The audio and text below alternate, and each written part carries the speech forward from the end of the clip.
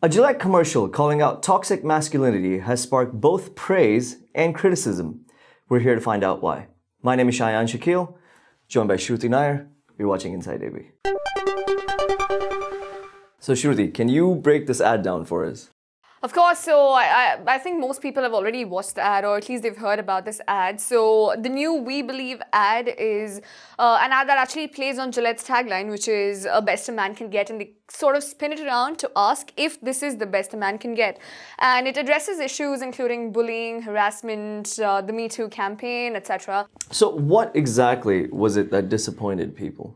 Well, it's not just the fact that people got disappointed, but it's also the numbers. So I was literally going through their the YouTube ad, and the numbers are shocking for me. So 25 million views, 706,000 likes, and 1.2 million dislikes as of today. So that was really shocking. So I just started going through the comments. So the comments range from people who got very offended by the ad, and then there were some others saying that, it's not a corporate's place to comment on issues like that they don't understand. And then there were other people just sort of abusing Gillette for just putting out something and calling them hypocritical.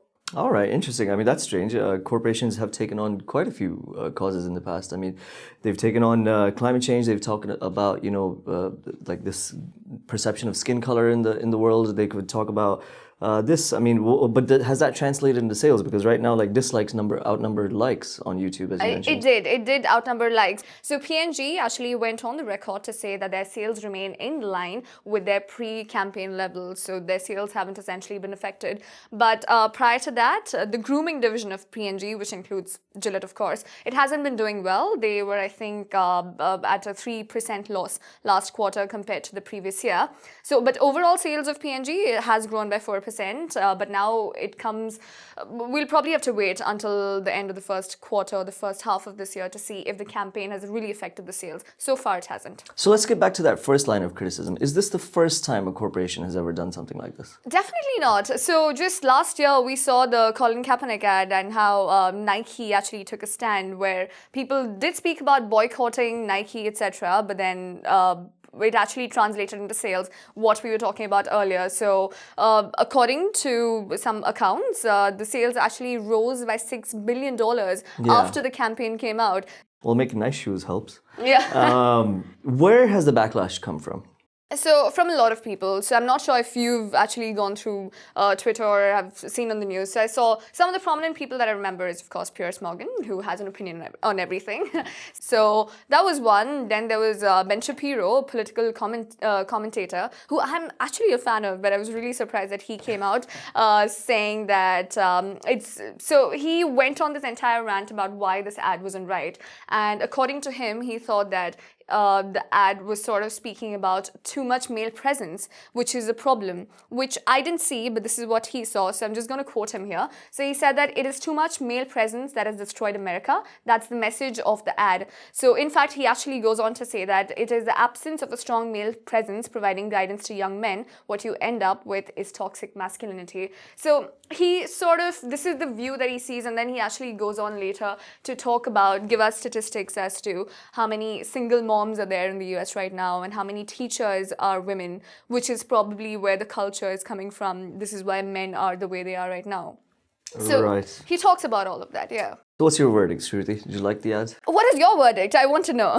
Well, I mean, here's the thing. It's an easily offended world that we live in now, and so the backlash was expected, and P&G probably knew that as well. Ben Shapiro mentions that the absence of a strong male presence that does not provide guidance. I don't think that's completely wrong, but I believe that it's the presence of a strong male and female presence that creates, better progeny for their world. I completely agree, because even in the ad, they actually go on to show how men are responsible for other men's actions. So they're not really showing in the ad that all men are bad, because this is the message that a lot of men actually got on social media. But they've gone out and showed that there are some men who are going and stopping other men from doing things that they're not supposed to be doing, that are immoral or unethical, right? So they actually show that the men are the ones who are actually stopping other men from, taking the wrong path. Yeah, and to be honest, there's a lot of things wrong with the world. There are some men who do that, and I think just having good sort of leaders, like moral leaders, but I don't know if that's the right term to use. Good sort of good guidance from both. I mean, from both genders, right? I mean, you need to have like a male presence, you need to have a female presence, and both should be empowered to like be able to speak about what sort of role models they'd like them to become. Exactly. So I definitely don't think. I mean, I can see why like Ben Shapiro and Piers Morgan are feeling like this, but maybe they were born in a different time in a different world. But I think there's too much of this sort of like male versus female discourse So I that's don't going think on. it's about I think it good should be a lot men. more collaborative. Exactly. It's not about good men or good women. It's just about good human beings if we just look at it that way. And I think the ad was also trying to address issues such as culture and upbringing, because you've actually seen all of those aspects in the ad, which is not the point that a lot of people got, unfortunately. So yes, for those who are getting offended, well, treating other people well, I don't think that calls for offense at all. And for those who are asking about corporates taking a stand on issues, I think we are at this stage, we are at a juncture in media and in marketing where you can't just sell a brand, you're also selling the purpose of a brand. And right now, considering there are so many young consumers out there, they really want to be in line with the value that the brand is trying to convey. So I think it just makes complete sense. We've seen it in results in terms of sales with the Nike campaign. And hopefully we'll see it this way here as well. Yeah, I think so. I mean, Gillette is a male product. I mean, I don't know much about. I mean, I use Gillette, but Do you? not today. I mean, you'd expect they would be the first people to talk about something like this. Exactly, and considering their tagline is "the best a man can get," I think this is where they've started. Fair enough. Excellent. Thanks, Shruti. Thank you for bringing up this topic, and thank you for doing the insights that you provided. You've been watching Inside AB. Remember to tune in every day at 10 a.m. and subscribe and comment below. And thank you for watching.